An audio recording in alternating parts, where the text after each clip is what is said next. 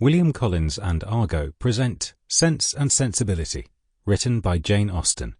Read by Prunella Scales. The family of Dashwood had been long settled in Sussex.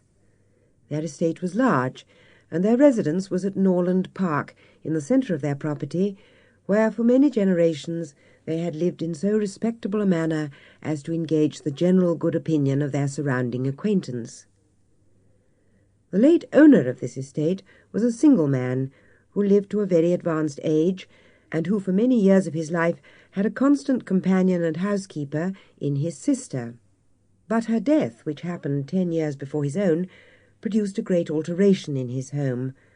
For to supply her loss, he invited and received into his house the family of his nephew, Mr. Henry Dashwood, the legal inheritor of the Norland estate, and the person to whom he intended to bequeath it. In the society of his nephew and niece and their children, the old gentleman's days were comfortably spent.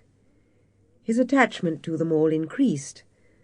The constant attention of Mr. and Mrs. Henry Dashwood to his wishes, which proceeded not merely from interest, but from goodness of heart, gave him every degree of solid comfort which his age could receive, and the cheerfulness of the children added a relish to his existence.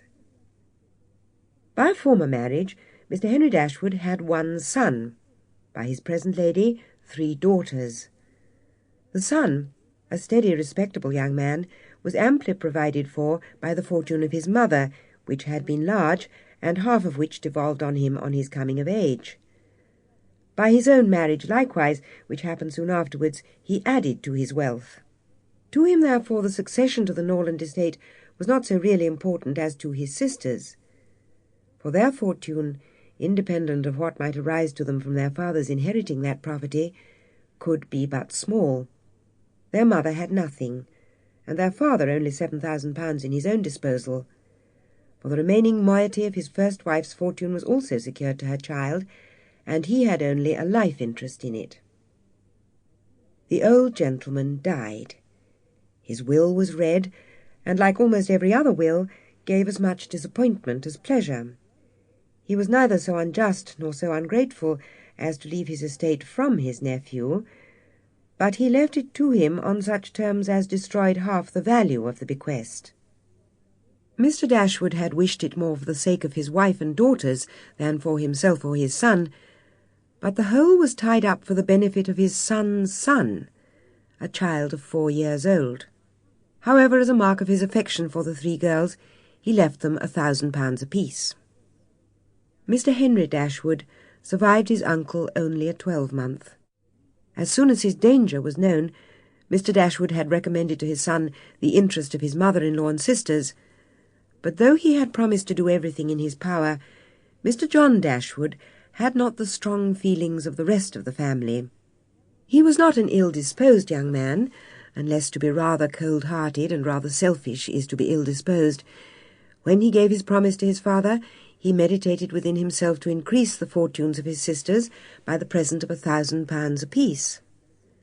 The prospect of £4,000 a year in addition to his present income, besides the remaining half of his own mother's fortune, made him feel capable of generosity. No sooner was his father's funeral over than Mrs. John Dashwood, without sending any notice of her intention to her mother-in-law, arrived with her child and their attendants. Mr. Dashwood's wife, Fanny, was a strong caricature of himself, more narrow-minded and selfish. She had never been a favourite with any of her husband's family, and the indelicacy of her conduct was highly unpleasing to Mrs. Dashwood. So earnestly did Mrs. Dashwood despise her daughter-in-law that she would have quitted the house forever had not the entreaty of her eldest girl, and her own tender love for all 3 children, determined her to stay and avoid a breach with their brother. Elinor, this eldest daughter, though only 19, possessed a strength of understanding and coolness of judgment which qualified her to be the counsellor of her mother. Her feelings were strong, but she knew how to govern them. It was a knowledge which her mother had yet to learn, and which one of her sisters had resolved never to be taught.